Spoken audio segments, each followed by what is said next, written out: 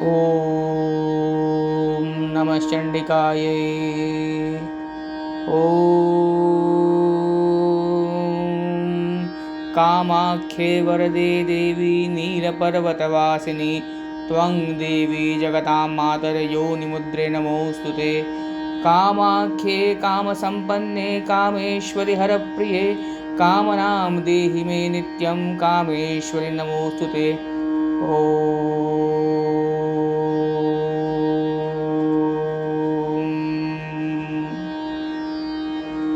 हमारी पुण्यमयी भारत भूमि में सभी तीर्थ स्थान ऐसे सुरम्य तथा पावन स्थानों पर विराजमान है कि वहां पहुंचते ही अनायास तन मन पवित्र हो उठता है एवं नवजीवन का संचार होने लगता है। ये तीर्थ समूह नयन तथा मन के आनंददायक विषय है। ऐसे स्थानों में जाने से स्वतः ही भगवत भक्ति जागृत होती है। भारतवर्ष में असंख्य तीर्थ विद्यमान हैं। कालिका पुराण, तंत्र चूड़ामणि, शिव चरित आदि ग्रंथों में 51 महापीठों और 26 उपपीठों के वर्णन मिलते हैं। भगवान विष्णु के सुदर्शन चक्र से सती का शरीर छिन्न विच्छिन्न होकर जिन जिन स्थानों पर गिरा, उन स्थानों में शक्तिपीठों का आविर्भाव हो गया। इन स्थानों में देवी की नित्य स्थिति रहती है, इसलिए ये शक्तिपीठ या सिद्धपीठ कहलाते हैं। पीठों में श्री कामाख्या महापीठ सर्वश्रेष्ठ शक्तिपीठ माना गया है। यहाँ सती देवी का योनि भाग गिरा था। इस देवी पीठ की अधिष्ठात्री देवी तथा भैरवी कामाख्या देवी या नील पार्वती हैं। शिव और शक्ति हमेशा एक साथ ही रहते हैं। कामाख्या देवी के भैरव उमानंद शिव हैं। कालिका पुराण के अनुसार जहाँ जहाँ सती के पादारी अंग गिरे, वहाँ वहाँ सती के स्नेह से आबद्ध होकर स्वयं भगवान महादेव भी लिंग रूप से अवस्थित हो गए। यत्र यत्र पतन सत्यास्तदा पादादयो द्विजा तत्र तत्र महादेव स्वयं लिंग स्वरूप दृक् तस्थो मोह समायुक्त सतिस्रह वशानुगः। जिस स्थानों में देवी का योनि मंडल गिरा था, वह स्थान तीर्थों का चूड़ामणि है। ब्रह्मपुत्र नद के तीर पर नीलाचल पर्वत पर स्थित यह स्थान महायोग स्थल के रूप में विख्यात है। तीर्थ चूड़ामणिस्तत्र यत्र योनि पपातः तीरे ब्रह्मनदाख्यस्य महायोगस्थल हि तत्। कालिका पुराण के अनुसार नीलाचल पर्वत पर देवी का योनि मंडल गिरकर नील पर्वत का प्रस्तर रूप हो गया। इस हेतु यह पर्वत नीलाचल के नाम से भी विख्यात है। उसी प्रस्तरमय योनि में कामाख्या देवी नित्य अवस्थान करती है। जो मनुष्य इस शिला का स्पर्श करते हैं, वे अमरत्व को प्राप्त कर ब्रह्मलोक में निवास कर अंत में मोक्ष लाभ करते हैं। नीलाचल पर्वत पर सभी देवता पर्वत के रूप में अवस्थित हैं और उस पर्वत का अखिल भूभाग देवी का ही स्वरूप है। पहले ये पर्वत बहुत ऊंचा था।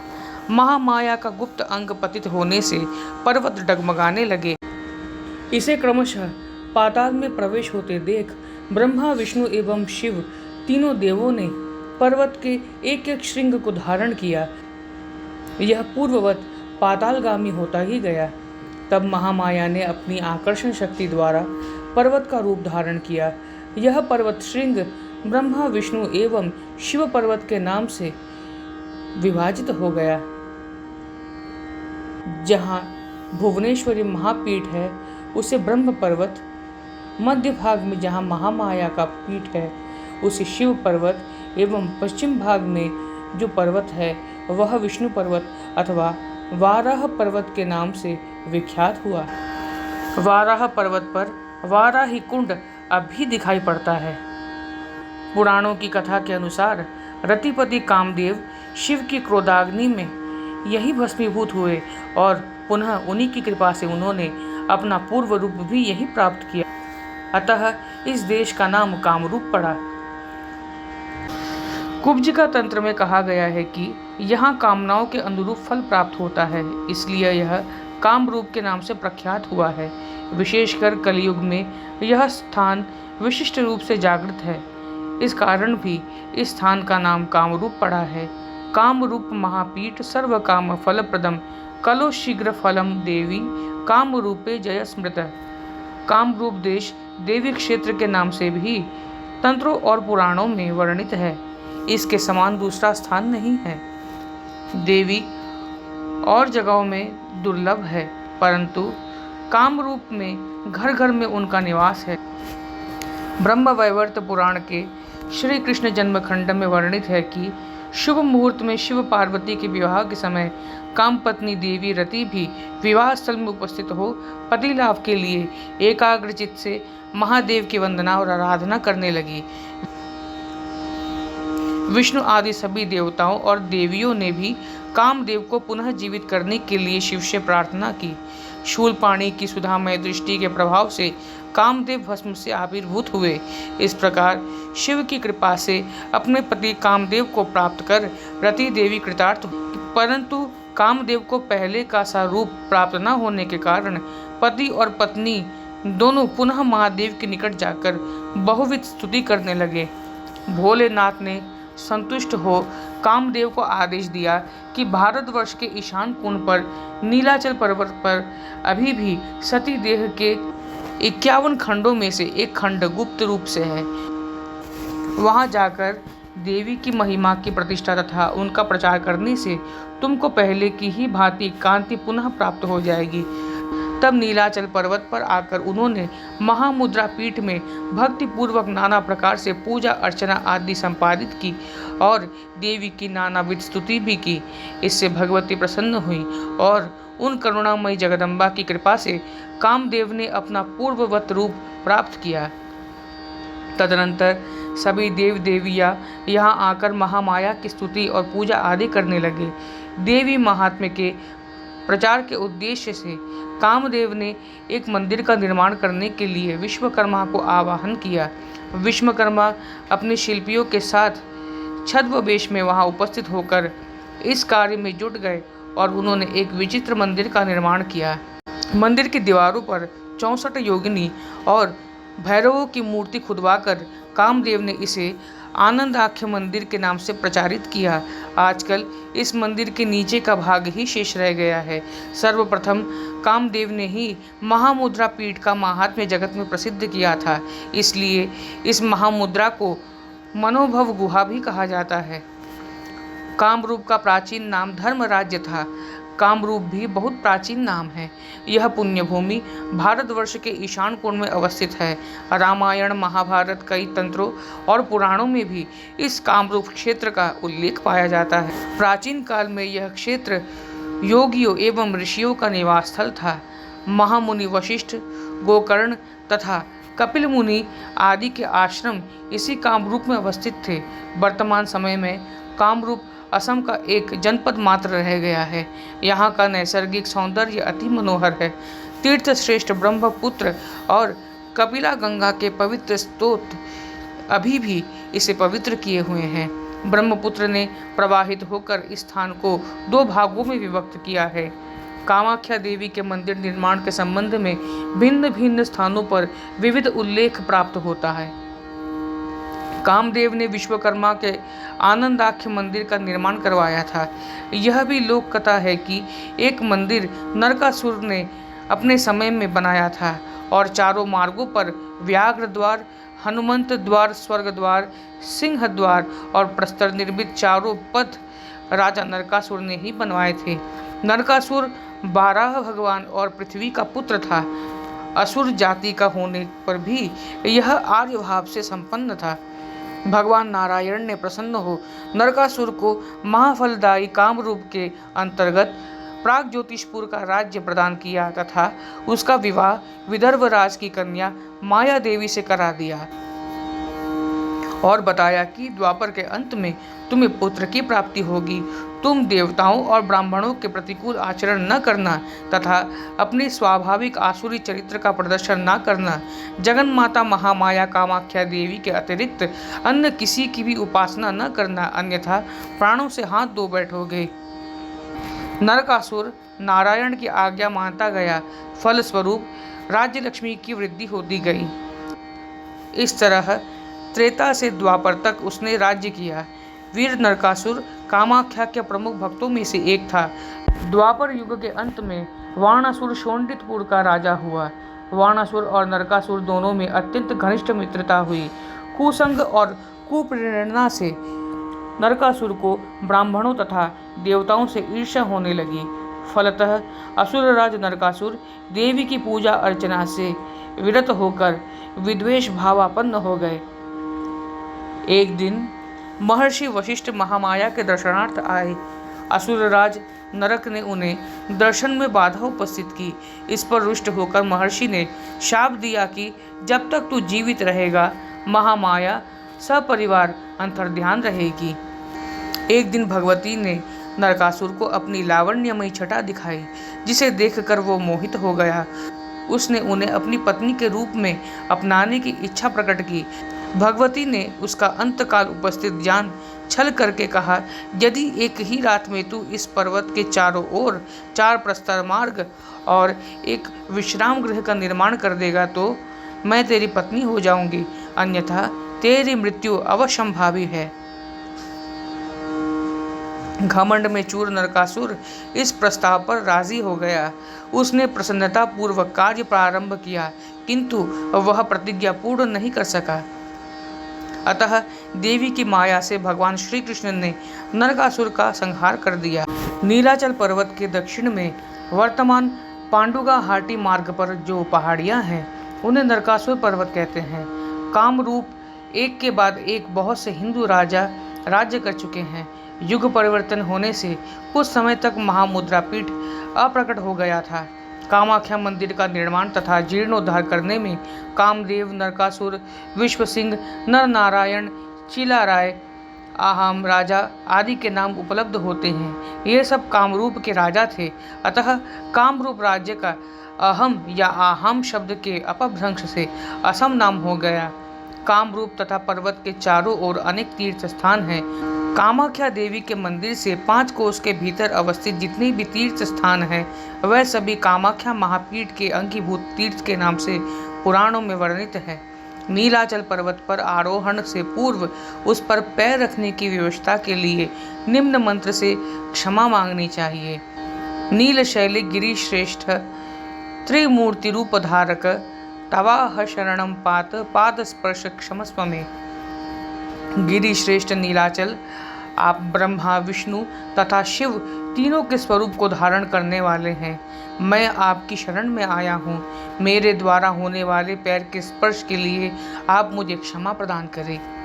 पहले नीलाचल पर्वत पर चढ़ने के लिए नरकासुर निर्मित चारों ओर से 4 मार्ग थे, परंतु उत्तर और पश्चिम दिशा में मार्ग संकीर्ण और दुर्गम होने के कारण उन पर यातायात नहीं हो सकता है।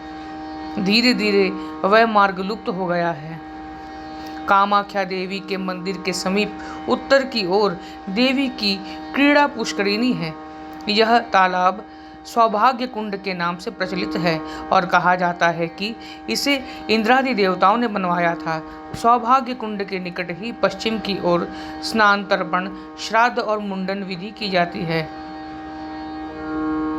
इस कुंड की प्रदक्षिणा करने से पृथ्वी प्रदक्षिणा का फल प्राप्त होता है।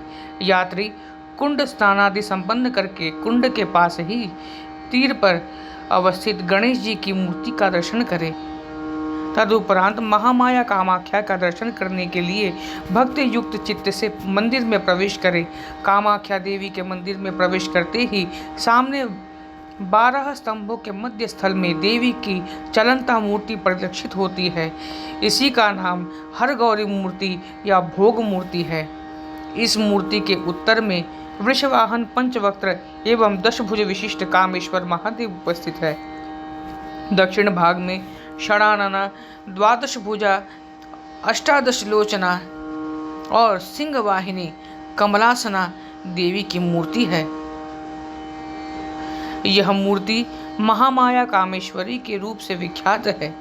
वार्षिक उत्सवों तथा विशेष पर्वों के दिनों में यह चलंता मूर्ति भ्रमण कराई जाती है।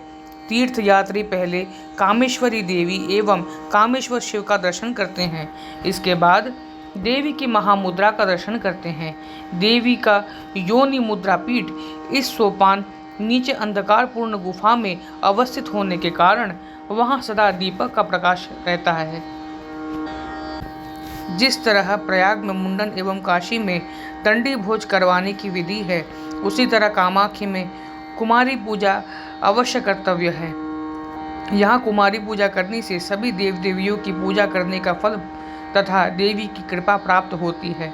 कामाख्या देवी के मंदिर के अतिरिक्त महाविद्याओं के 7 मंदिरों में भुवनेश्वरी मंदिर नीलाचल पर्वत के सर्वोच्च श्रृंग पर होने से विशेष महत्व को प्राप्त करता है। उमानंद कामाख्या देवी पीठ के भैरव है। उमानंद भैरव का मंदिर नीलाचल पर्वत के पूर्व ब्रह्मपुत्र नद के मध्य भाग में एक शैल द्वीप पर अवस्थित है। शास्त्रों की निर्देशित विधि के अनुसार पहले उमानंद भैरव का, तदनंतर पांडु घाटस्थ पंच पांडव का दर्शन करना चाहिए। अंत में तीर्थयात्री कामाख्या देवी के दर्शनार्थ नीलाचल पर्वत पर आरोहण करें। कामाख्या देवी की प्रीति के संवर्धनार्थ यात्री यहाँ 3 रात्रि वास करे, ऐसा विधान है। उमानंद महाभैरव का दर्शन कर उन्हें निम्न मंत्र से प्रणाम करना चाहिए। धर्म कामार्थ मोक्षाय सर्व पाप हराय च नमः त्रिशूल हस्ताय उमानंदाय वै नमः। प्रसीद पार्वती नाथ उमानंद नमोस्तुते। देव देव महादेव शशंकित शेखर तव दर्शन मात्रेन पूर्व जन्म न विद्यते। धर्म अर्थ काम तथा मोक्ष प्रदान करने वाले, सभी प्रकार के पापों का नाश करने वाले तथा हाथ में त्रिशूल धारण करने वाले भगवान उमानंद को बार बार नमस्कार है। पार्वतीनाथ प्रसन्न होइए। उमानंद आपको नमस्कार है। मस्तक पर चंद्रमा को धारण करने वाले देव देव महादेव, आपके दर्शन मात्र से पुनर्जन्म नहीं होता। ज्योतिष शास्त्र के अनुसार आषाढ़ के महीने में मृगशिरा नक्षत्र के चतुर्थ चरण और आद्रा नक्षत्र के प्रथम चरण के मध्य में पृथ्वी ऋतुमयी होती है। इसी समय को अम्बुवाची कहते हैं। साधारणतः प्रतिवर्ष सौर आषाढ़ महीने के दिनांक 7 या 8 से 11 या 12 तक अम्बुवाची योग रहता है। इस अवसर पर कामाख्या मंदिर 3 दिन बंद रहता है एवं दर्शन आदि नहीं होते। चौथे दिन देवी का मंदिर खुलता है और अभिषेक पूजा आदि समाप्त होने पर यात्रियों को दर्शन करने के लिए दिया जाता है। अम्बुवाची का व्रत तंत्रोक्त है। असम एवं बंगाल में इस व्रत की मान्यता अधिक है। अम्बुवाची योग में जगन माता कामाख्या देवी के रक्त वस्त्र को प्रसाद रूप में दिया जाता है। कामाख्या का रक्त वस्त्र धारण कर पूजा पाठ करने से भक्तों की मनोकामनाएं पूर्ण होती है। यह सर्वथा सत्य है और इसमें संदेह नहीं है। कामाख्या वस्त्रमादाय जप पूजा समाचरेत पूर्व कामे लवेत देवी सत्यम सत्यम न संशयः। पौष महीने के कृष्ण द्वितीया या तृतीया तिथि को पुष्य नक्षत्र योग में यह उत्सव मनाया जाता है। उत्सव के पहले दिन चलंता कामेश्वरी मूर्ति को कामेश्वर मंदिर में लाकर उनका अधिवासन किया जाता है। कामाख्या मंदिर में चलंता कामेश्वरी मूर्ति का अधिवास होता है। दूसरे दिन कामेश्वर मंदिर से कामेश्वरी की मूर्ति को ढाल ढोल आदि वाद्य यंत्र बजाकर लाई जाती है एवं भगवती के पंचरत्न मंदिर में दोनों मूर्तियों का शुभ परिणय महासमारोह के साथ पूजा यज्ञ आदि अनुष्ठित होता है। पूजा कर्मादि के बीच कामेश्वर कामेश्वरी की मूर्ति प्रदक्षिणा का दृश्य विशेष रूप से आकर्षण का केंद्र है। इस तरह हर गौरी विवाह महोत्सव का पालन होता है। इसके अतिरिक्त यहाँ देवध्वनि, दुर्गा पूजा, लक्ष्मी पूजा, काली पूजा, वासंती पूजा, शिवरात्रि, श्री कृष्ण जन्माष्टमी, सरस्वती पूजा तथा कृष्ण दोल यात्रा आदि पूरे वर्ष के पर्व धूमधाम से मनाया जाता है। ओम कामेश्वर्यै नमः।